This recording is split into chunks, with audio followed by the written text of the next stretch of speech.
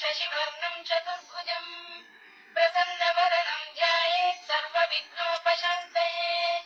व्यासं वसिष्ठनप्तारं शक्तेः स्तोत्रमकल्मषम् पराशरात्मजं वन्दे शुकतातं तपोनिधिं व्यासाय विष्णुरूपाय व्यासरूपाय विष्णवे नमो वै ब्रह्मनिधये वासिष्ठाय नमो नमः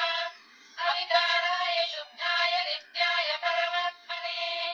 सदैकरूपरूपाय विष्णवे सर्वजिष्णवे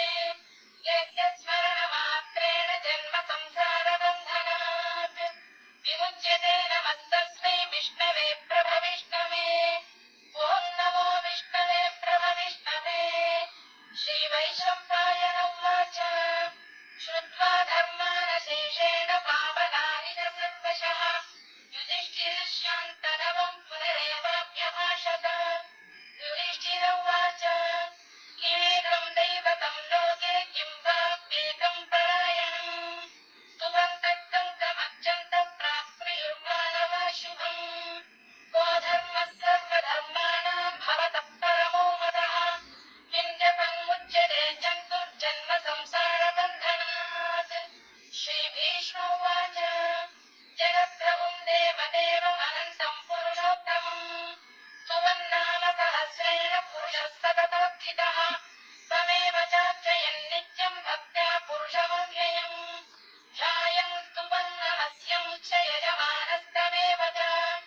अनादिनिधनं विष्णुं सर्वलोकमहेश्वरम् लोकाध्यक्षं स्तुवन् नित्यं सर्वदुःखातिको भवेत् ब्रह्मण्यं सर्वधर्मज्ञं लोकानां कीर्तिवर्धनम् लोकनाथं महद्भूतं सर्वभूतभवोद्भवम् एष मे सर्वधर्माणां धर्मोऽधिकतमो मतः यत्पत्न्या पुण्डरीकाक्षं स्तवैरर्चेन्नरः सदा परमं यो महत्तेजः परमं यो महत्तपः परमं यो महद्ब्रह्म परमं यः परायणम् पवित्राणां पवित्रं यो मङ्गलानां च मङ्गलम् दैवतं देवतानां च भूतानां यो मे अग्निः यतः सर्वाणि भूतानि भवन्त्यादियुगान्त